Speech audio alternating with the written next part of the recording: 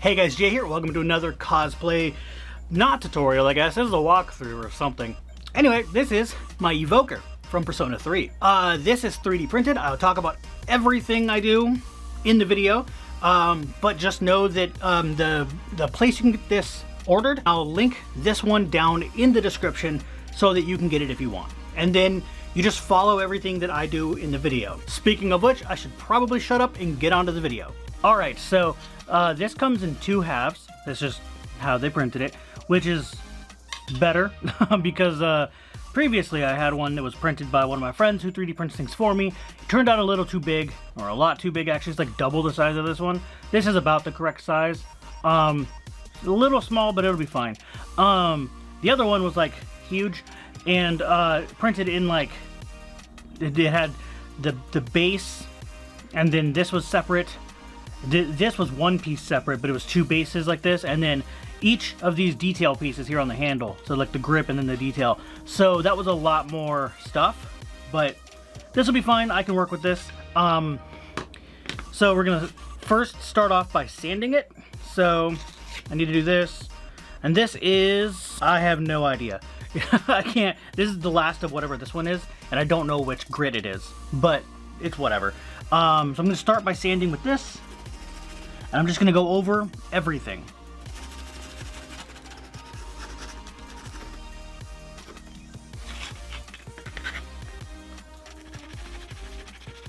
Now this is already working really well. So if you don't know about 3D printing or much of anything, it prints, when you print with filament like this, where it has the nozzle that shoots out and does the thing, you'll have what's called layer lines, and you can hear that. That scraping there, that's all of the lines from the filament. So this has got to be like less than half a millimeter. But that makes it much easier to sand through. Many people don't even mind those, and they just call it good and paint it. Sanding it down will level it all out. And then you'll use primer, which fills it in a little bit, and then sand that a little bit, and so on. Actually, also, this is working out so well. This looks like it'll go pretty fast, so that's good. So I'm also not even gonna bother doing the edge because you're not gonna see that too often. You mostly see the gun straight on like this, and you're not gonna see that edge anyway, plus my hand covers most of it. So I'm only gonna do the top edge because that's the one you're gonna see the most. So I'm just gonna do that. Alright, that side seems to be as done as I'm gonna get. So we'll move on to the next one, grab a new sheet of sandpaper, and continue, just do the same thing again, and then I'm gonna glue it together when I come back. Alright, so now I'm gonna use liquid air, the stuff you use to clean out your keyboard and stuff, and get all of the dust off of this. So, yeah, I'm gonna do that. Alright, so now I'm down to the epoxy part where I'm going to put the two pieces together. So I'm going to epoxy all of this, put them together, call it good. So I already sanded down a little bit the surface. It's not amazing. It didn't really work the way I wanted it to. So I am scratching it up. Like that. Just a whole bunch. Just all over the place. That'll give the glue something to hold on to. It's not going to be amazing, but it should work fine. The way this stuff works, you do that. This stuff stinks, by the way. You should probably, yeah, I'm gonna get a respirator for this. This is really strong, so I would advise doing this. So you're not gonna be able to hear me through this, so I'm just gonna show you the process. I might do a voiceover, I'll see what happens. Yeah, voiceover was way easier for this part. So, the way you use this stuff, and any other similar two-part epoxy that comes in this double tube type thing, is you uncap it, obviously, and then you squeeze out the contents just enough that you think of what you need, but maybe a little bit more than that, just to be on the safe side, which is what I always do. Too much, but whatever. Then you use the supplied stirring or applying stick, whichever you want to call it, it's both, or some other thing like a throwaway brush or whatever you want that isn't your finger. And then you mix the two parts together until it's a uniform color. then immediately spread it onto both halves of the thing that you want to glue together, and stick them together. I also use painter's tape to hold the pieces in place so they don't shift around while it cures. Most epoxies are a roughly 5-minute work time until you can't use it anymore, and then an hour dry time. However, you should not continue at all with the project until at least after 24 hours for a full cure. Alright, so this is going to be hard to see, so let me zoom in a little here. I cut out a little trigger here. I don't know how well that can be seen. There we go. So this little trigger here is 2 layers of 4mm What the Foam. You can use regular EVA foam if you want, but this is stronger. And then I shaped it with a Dremel. So this is going to fit in the little cavity here. The one that I bought, they didn't come with a trigger, so I have to make that myself, and that's fine. So now it just sits in like that, and then I'm going to just glue it in place. So first I'm going to scratch up. I probably should have did this before I glued it all together, but I'm going to scratch up in there, and then I'll take a super glue. It's just regular Loctite super glue. Some super glue in there. Carefully get this in there correctly, and now it's in there. Also, you might notice I have the half of the second piece. I'm going to use this half. So I have it like, I have this. This is the holster pattern. I need to make it slightly bigger, I think. Just very slightly bigger, and then it'll fit. Now I'm moving on to painting and stuff. So what I'm gonna do first is the trigger. I already did 1 coat, but I'm covering it in contact cement. I need that to have some sort of coating over it for when I paint over it, so it doesn't soak in, and this is how I'm gonna do that. This should create enough of a barrier that I don't have to worry. I would use like Mod Podge or something, but I don't have any. I ran out a long time ago and I forgot to grab some. All right, so now I've got this thing primed. I used automotive primer and it seemed to work just fine. I don't really need to do too much to it. Didn't really need to sand or anything afterwards. So we're good. So I'm gonna just paint it, and I'm gonna start with this black. And now this is a jet black or a matte black. It'll dry to be not glossy, so it'll be like a rough finish, which is kind of what this already has. That will let my silver go on top of this. Now I would have preferred to use a black spray paint rather than do this with acrylic, but I don't have any. So I'm just gonna do this the hard way and just paint it with a paintbrush. But what I really need to do, you see how this isn't getting into the, here, let me see here.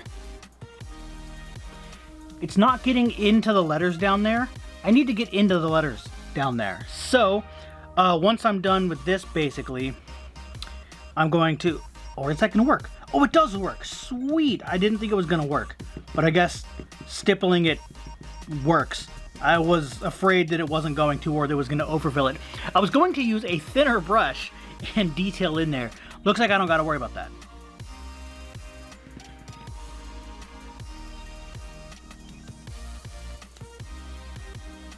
The other good thing about matte paint is that it dries super fast, like extremely fast. And it even goes even faster with a hairdryer, which I'm gonna do.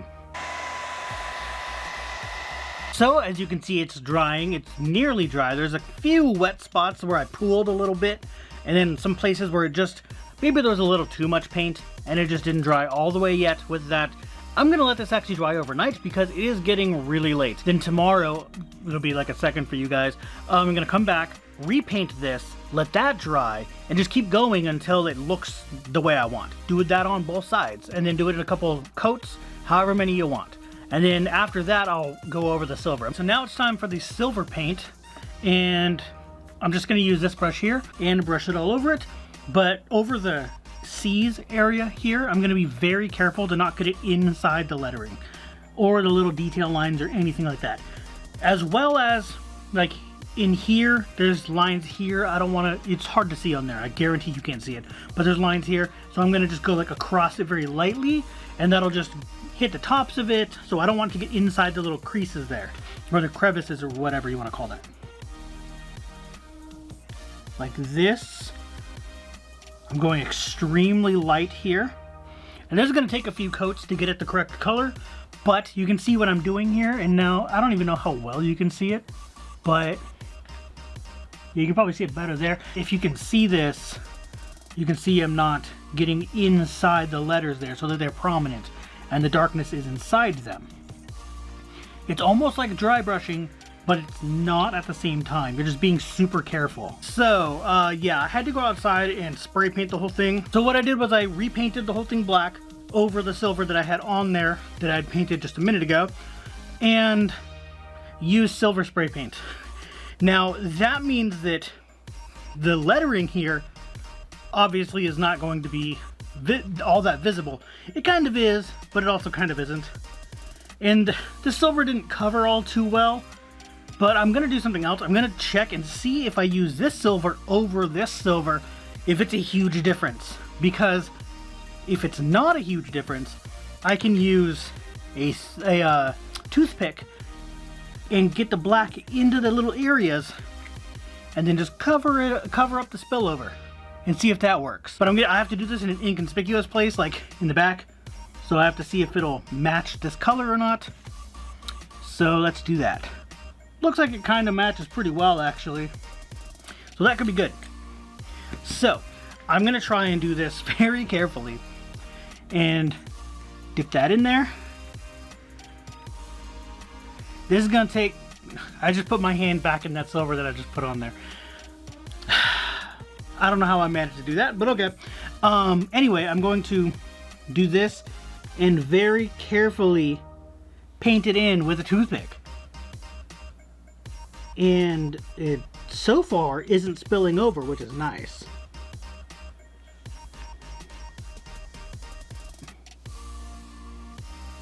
So you probably can't even see the detail right now.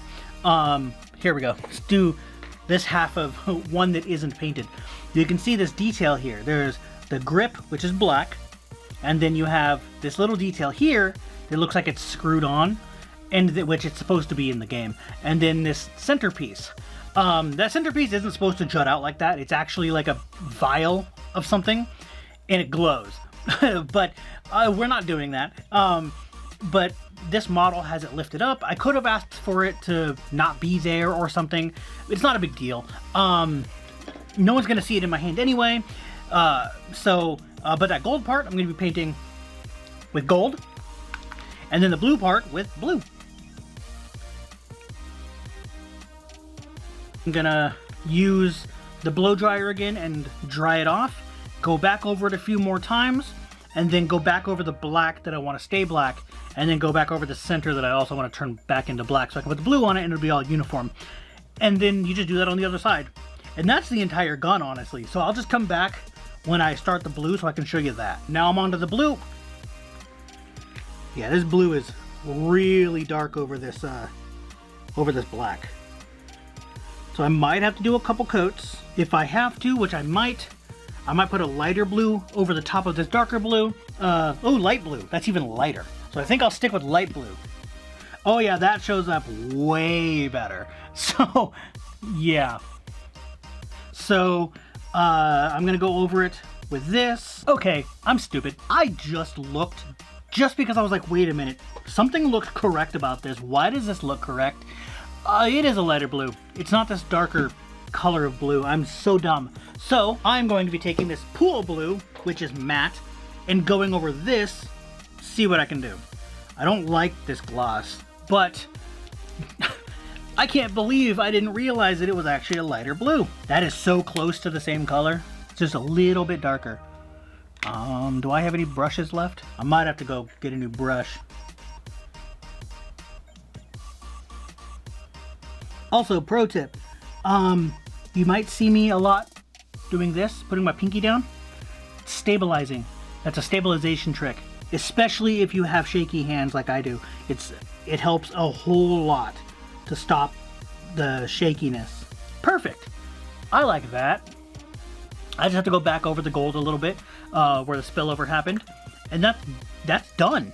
So let me just do that real fast. I custom cut some of these, so this one's been custom cut flat, because some of these had some, like, these are Walmart cheap ones, so it had like some longer pieces, like a couple longer strands, so I had to cut those down too. All right, almost done here. Just got to do a little tiny touch up right here. Bam. And then now I just need to fix up the black that's around the edges there. I'm going to use a brush that I wash, because the one I want is probably this one. the one I just used. So yeah, I'm gonna go wash these and, nah, not that one. I'm gonna go wash these and come back with the black done. Honestly, you don't need to see that. Just know that I'm going back over the black, and then I do the same thing on the other side. That should be the end of the video, so I'm just gonna end it there. Alright, so that is how I finished the build for my Evoker for Persona 3. So if you like it, go ahead and hit that thumbs up, subscribe for more, and I'll see you guys later.